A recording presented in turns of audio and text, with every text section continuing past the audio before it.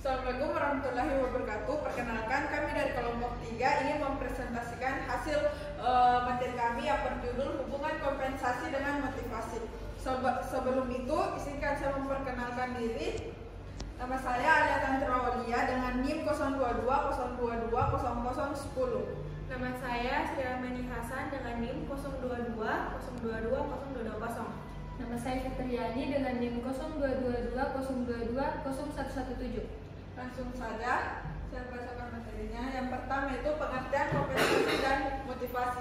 Kompensasi adalah imbalan yang diberikan kepada karyawan sebagai bentuk penghargaan kepadanya karena telah membantu pengembangan perusahaan. Bentuknya tidak harus uang atau gaji, namun bisa juga berupa cuti, tunjangan maupun intensif.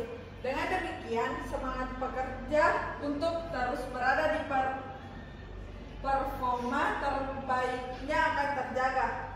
Motivasi adalah dorongan yang timbul pada diri seseorang secara sadar atau tidak sadar untuk melakukan suatu tindakan dengan tujuan tertentu. Bagi kamu yang sedang tidak bersemangat ataupun sedang bersedih, kata motivasi mungkin saja tidak membantu kembali bangkit.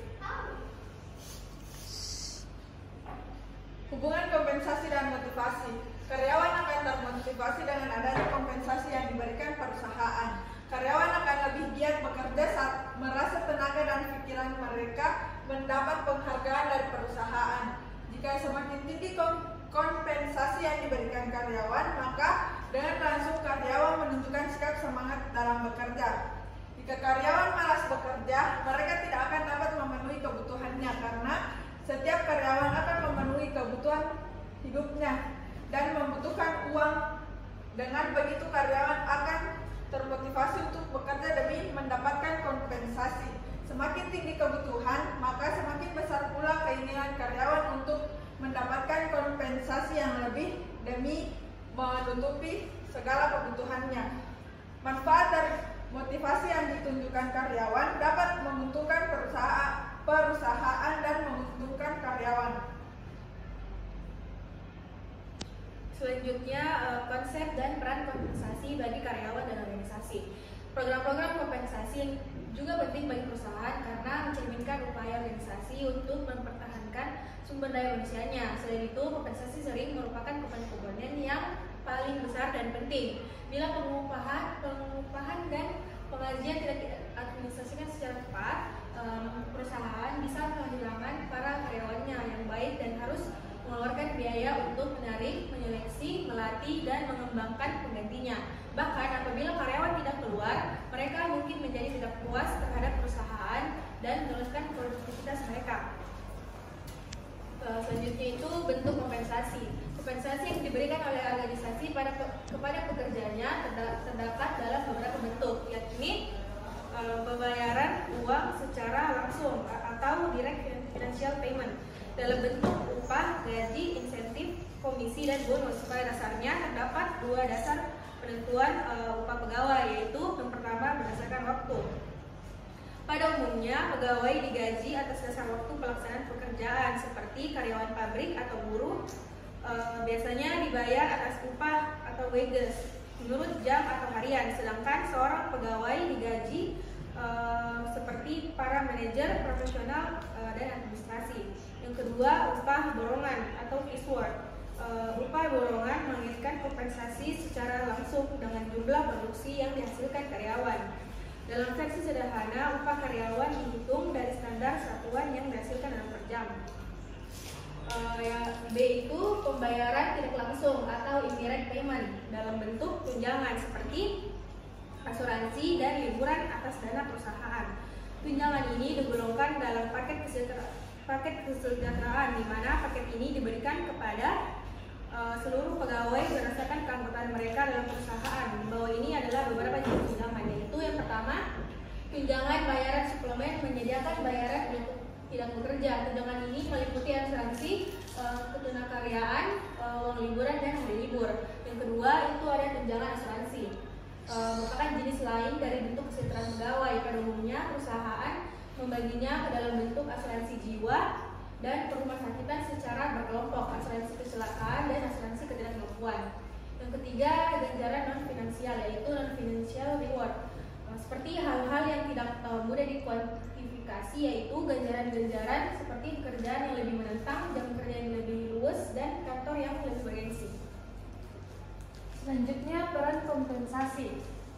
Memperoleh personel yang berkualitas, mempertahankan karyawan yang ada, menjamin keadilan, penghargaan terhadap perilaku yang diinginkan, mengendalikan biaya, mengikuti aturan hukum.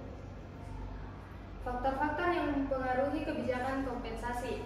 Faktor pemerintah, penawaran bersama antara perusahaan dan pegawai, standar dan biaya hidup pegawai, ukuran perbandingan upah, mengendalikan biaya, permintaan dan persediaan. Konsep motivasi dan peran motivasi terhadap kinerja. Ada 3 elemen kunci dalam motivasi, yaitu upaya, tujuan organisasi, dan kebutuhan. Upaya merupakan ukuran intensitas. Bila seseorang termotivasi, maka ia akan berupaya sekuat tenaga untuk mencapai tujuan. Namun belum tentu upaya yang tinggi akan menghasilkan kinerja yang tinggi. Oleh karena itu, diperlukan intensitas dan kualitas dari upaya tersebut, serta difokuskan pada tujuan organisasi. Kebutuhan adalah kondisi internal yang menimbulkan dorongan, di mana kebutuhan yang tidak terpuaskan akan menimbulkan tegangan yang merangsang dorongan dari dalam diri individu. Dorongan ini menimbulkan perilaku pencarian untuk menemukan tujuan tertentu. Apabila ternyata terjadi pemenuhan kebutuhan, maka akan terjadi pengurangan tegangan. Pada dasarnya, karyawan yang termotivasi berada dalam kondisi tegang dan berupaya mengurangi keterangan dengan mengeluarkan upaya. Selanjutnya, unsur motivasi. Kebutuhan atau needs adalah keadaan yang memunculkan ketidakseimbangan dan kekurangan baik secara fisiologis maupun secara psikologis. Kedua, dorongan atau drive adalah keadaan disampaikan dengan motif yang memicu munculnya perilaku tertentu untuk mengurangi atau memenuhi kebutuhan. Yang ketiga, insentif adalah segala sesuatu yang memuaskan, mengurangi adanya memenuhi kebutuhan sehingga menurunkan ketegangan. Selanjutnya itu ada faktor-faktor yang mempengaruhi kebijakan dan motivasi. Ada 2 faktor, yaitu faktor internal dan faktor eksternal.